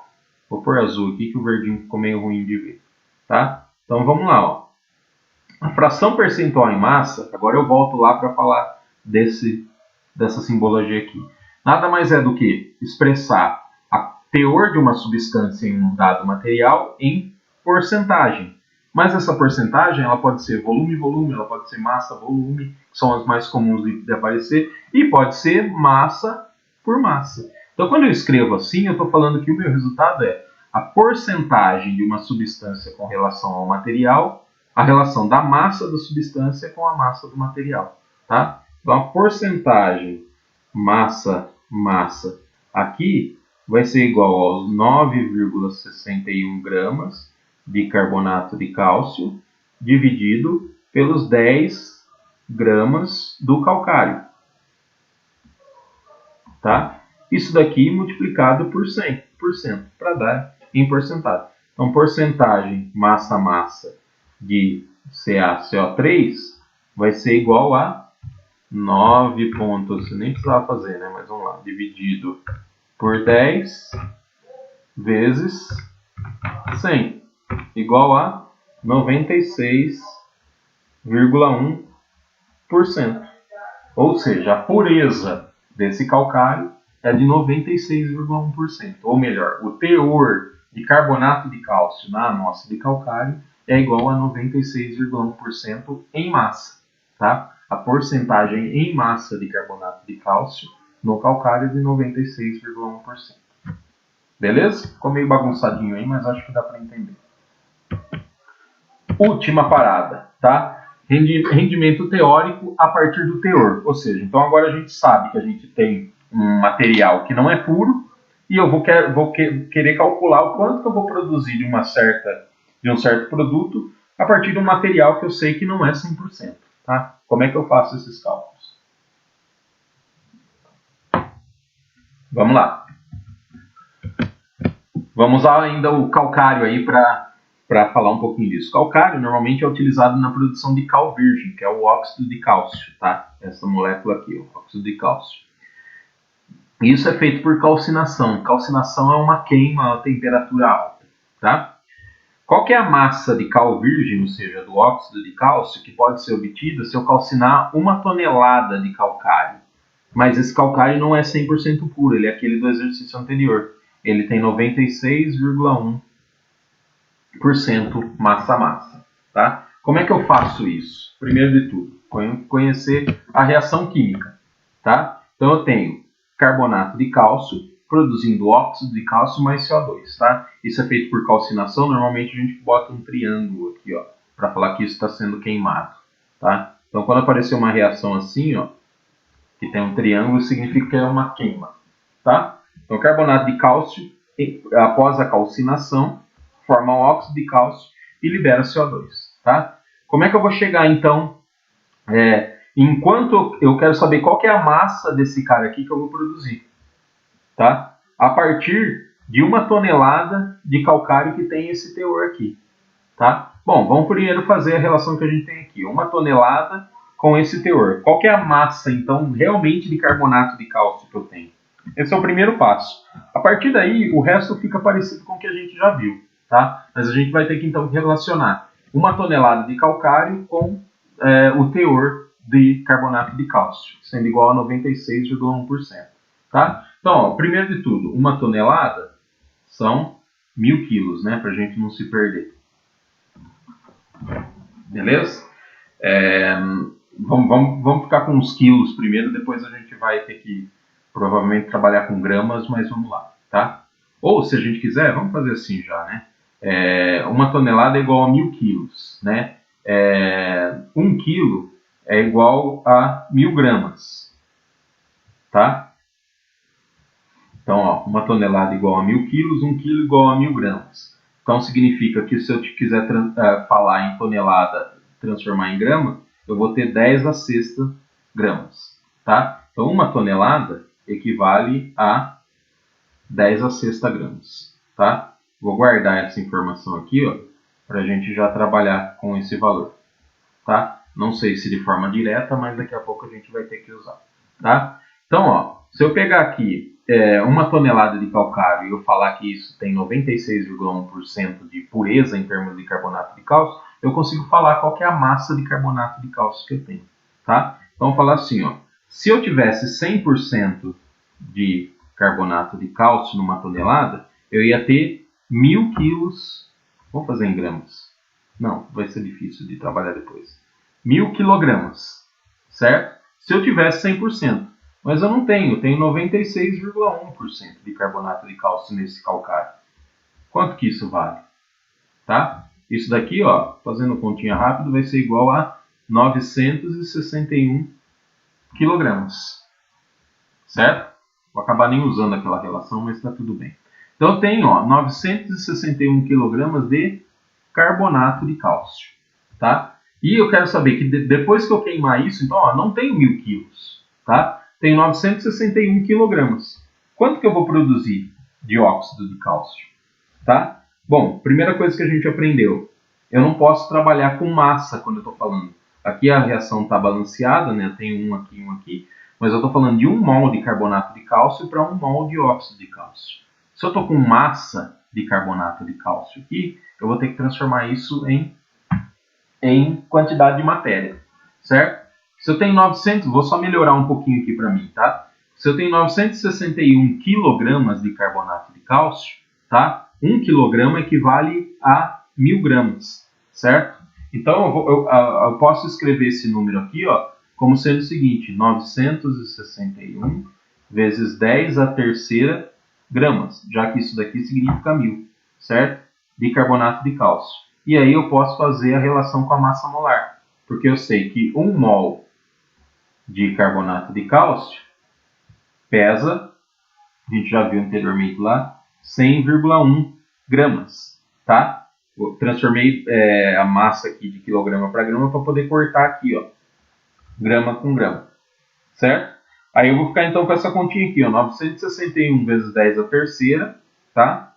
ou 961 mil gramas, dividido por 100,1. Fazer essa continha aqui então. 961 vezes 10 a terceira, dividido por 100,1, que é a massa molar. Isso vai ser igual a um número bem grandinho aqui, 9.600, vou colocar aqui, x vai ser igual a 9.600 mols. É isso, 9.600 mol de carbonato de cálcio. São números gigantes porque a gente está falando de produção industrial, né? Por isso que aparecem esses números grandes. Então tá, eu tinha 1 tonelada de calcário com essa pureza aqui, certo? Em termos de carbonato de cálcio. Usei essa relação aqui para chegar então na quantidade exata de carbonato de cálcio que eu tenho, certo? Então a cada 1.000 quilos da amostra de calcário, eu tenho 961 quilos de carbonato de cálcio. Os outros 39 quilos eu não sei o que é, tá? E aí eu transformei essa quantidade em massa em quantidade em mol, tá? Podia chamar isso aqui de quilomol também, mas não vem muito ao caso, tá? Então eu sei que eu tenho 9.600 mol de carbonato de cálcio. Vou relacionar agora com a quantidade de matéria de óxido de cálcio, tá? Então se eu tenho 1 mol do carbonato de cálcio, eu formo 1 mol do óxido de cálcio, tá? Se eu vi ali que eu tenho 9.600 mol do carbonato de cálcio, obviamente que eu vou formar aqui, né? Fazer de outra cor.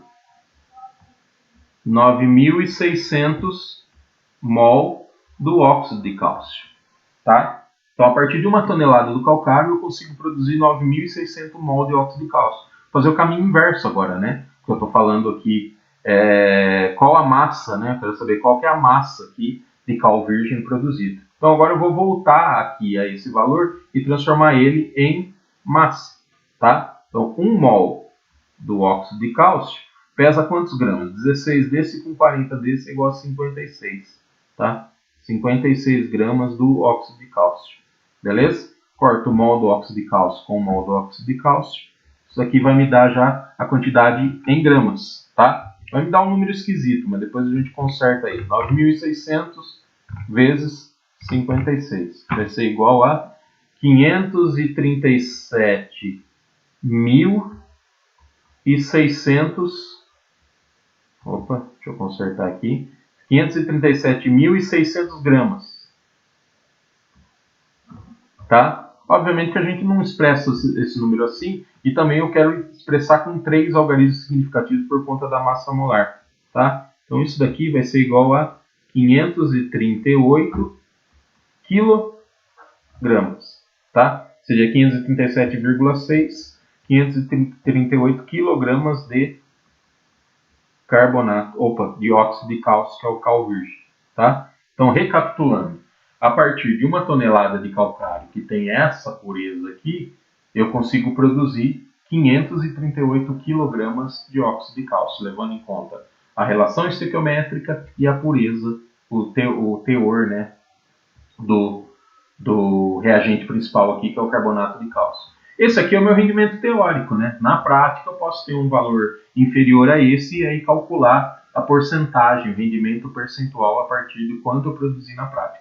Mas esse daqui para mim, então, ó, é o que a gente chama de rendimento teórico.